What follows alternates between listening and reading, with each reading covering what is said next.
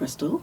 Is yet any. And today on Bodaciously Black and Brown, we are talking about we were having a discussion, guys. Is what happened. We were like, hey, do you think that segregation was dope? Mm. And I was like, what do you think, Uranie? What do you think? Man, in this political climate, I mean, we might as well be segregated. Your community already does it really well. My community used to do it well. We're getting better again. Think about it. When you go into your community, we were having this discussion. I was telling you, like, when you go into your community, you guys have everything you need insulated within your community. For sure. I mean, you might not have little things. Like, my example I gave was, like, let's say, like, you need, like, an immediate, like, shipping service, but you have it. You have shipping services. They're just not the mainstream ones. Right. Other than that, independent. Everything. Yeah.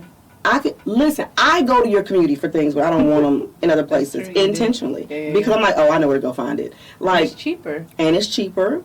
It's all right there. And when you go into one place, if they can't help you, they're like, hey, go down the street to this place right here. Right. Like, they even direct you to other places within your community.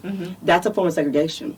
It's an intentional. I guess I didn't see it like that. Yeah, that's what it is. It's an intentional form of segregation because, in my opinion, within your culture, mine too, but more within your culture, there are groups of people who may be working and living in the shadows.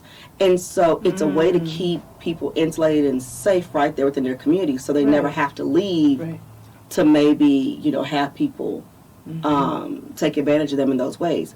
And so I'm like, y'all are already doing it. So is it necessarily a bad thing? It looks good over there. I guess I didn't see it as a bad thing because that's just the norm.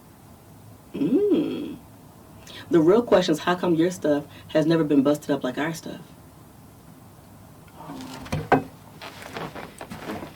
How come you guys have your communities in the Latin community and nobody comes and turns y'all shit upside down and sets your shit on fire and destroys it? Where when my culture has had cities and towns, businesses, districts that were extremely, extremely successful in this country, the government and others have found a way to either become jealous or dismantle and break them apart. Yeah, you're right. If history has taught us anything, is they'll only let your community go so far before it's destroyed. Okay, so why don't they destroy your stuff? I don't have an answer to that question. Me neither. I think it's because you guys can rebuild faster. Oh, I guess I didn't see it from that perspective. Yeah, and it's not because you guys are faster people necessarily. We're all just people. But I think you guys, like, we were talking about it. I said, is it because you guys have more financial options in your community? You label them as loan sharks. I don't know if I would call them loan sharks. I don't know enough about them to say that. Okay. But could that be it? Like, is it because you guys can go back within your community, borrow money or whatever from another entity, whether it's a good one or a not so good one, and then boom, rebuild this bitch, and we back. Oh, yeah. Or we get educated and we come back to the community. To do what? Open up stores, open up businesses. So, how fast do your businesses turn around when they've been damaged or when they've closed? Like, is it like an immediate? Yeah, I would say so. So is that injection of capital in your community, is it just from hard work or is it from a mixture of hard work and insurance and loan sharkers? Is it like a mixture of all three?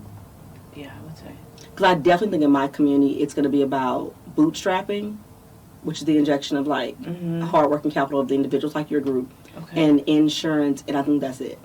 And insurance isn't always a given depending on the type of business they are and where they started from. Right. I think we're limited. I'm not saying loan sharks are the answer, but I think there needs to be other type of capital.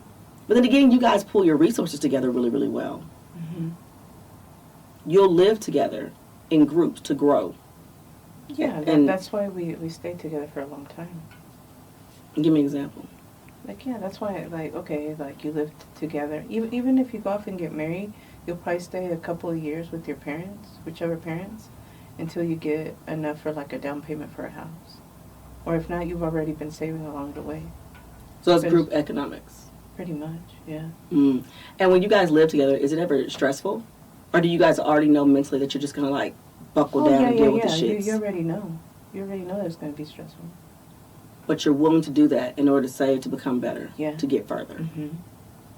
Because I think we make peace with that there's going to be a lot of sacrifices along the way. If you want to get to where you need to be in life. Interesting. So, so in your communities, when other people come in and they're like hanging out or they're spending time in your community, they're welcome, correct? Yeah.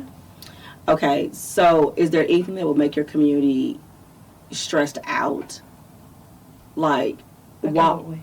I don't know. Like, if you think about being segregated, it's when two groups of people, like, you know, are not, or others, are not directly living and doing business in the same space all the time. Okay. So if there was a non-person of color opening up a business in your community, would that be allowed? Wow, I guess I've never even thought of that. Me neither. Like, no, for real. No, like, I'm so serious. No, like, I'm so serious right now. I've never even, until you're asking me. If Karen walked up to that joint and wanted to open a flooring store, could she? I don't think Karen would want to, though. Why? Because they don't even like us anyways from the beginning, so why would you want to be associated with people of color? I don't know, that's so she's not coming because she doesn't want to be around you? But there's money to be made there. But there's money to be made, but I don't think they see it like that. What about some of the older entities? Okay, for example, give me an example. On Southwest 29th, there's a carpet store. I'll just leave it like that. It's across from one of my favorite places to eat, because anyways. Oh, yeah, that's right. Okay. It is that carpet store. It's been there forever. Forever. Right. That carpet store, if I'm correct, is not owned by other Hispanic people. I don't remember. I don't think so. They're there. They've been there forever. But we're talking about Southside Oklahoma City, right? Yeah. Okay, so it used to be white neighborhoods. It did. But then, like, I don't know what happened. Y'all took over. We took over. But there are some stores that are still there that are predominantly non-white. Yeah, I mean, and they have stayed, though. They have not left. And so clearly you don't make everybody feel unwelcome, so it's about a mentality, right? If that's how we're going to address it. I'm just saying, okay, there's another part of Oklahoma City right now, y'all taking over. In the black community, I heard people talking about it, and they were like... Let's hear about it. They were like, have you been on 23rd and near Spencer Road? And I'm like, of course, I'm over there all the time. They were like...